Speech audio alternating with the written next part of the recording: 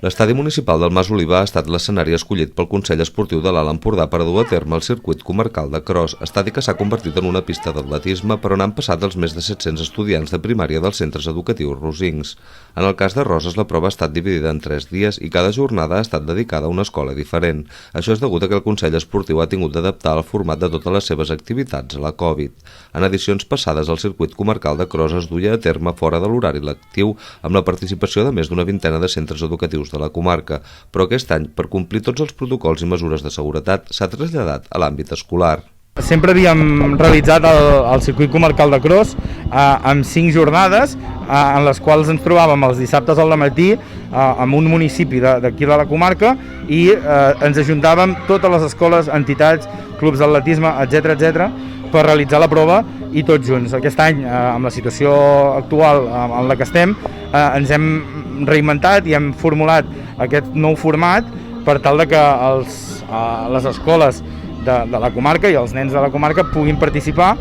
Per tal de minimitzar al màxim el risc de contagi s'ha assignat a cada escola un dia diferent. Així, el dimarts va ser el torn dels grecs, el dimecres van gaudir de l'activitat esportiva els alumnes del Vicenç Vives i aquest dijous els hi ha tocat als nens i nenes del Montserrat Vayreda. Per evitar aglomeracions, els participants han sortit de l'aula per torns en les franges horàries determinades. Seguidament, han fet la cursa amb el mateix grup bombolla de la classe i han tornat cap a l'escola.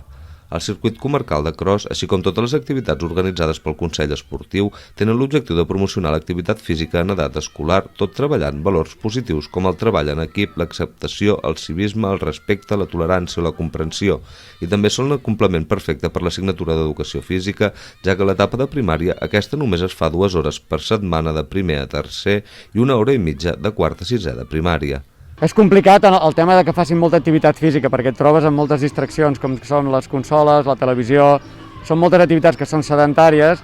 i cada vegada anem veient que als nanos els costa més fer activitat física. Però alhora també tenen moltes més propostes per fer activitat física, llavors ens trobem en aquell moment en què també, si mirem els índexs d'obesitat i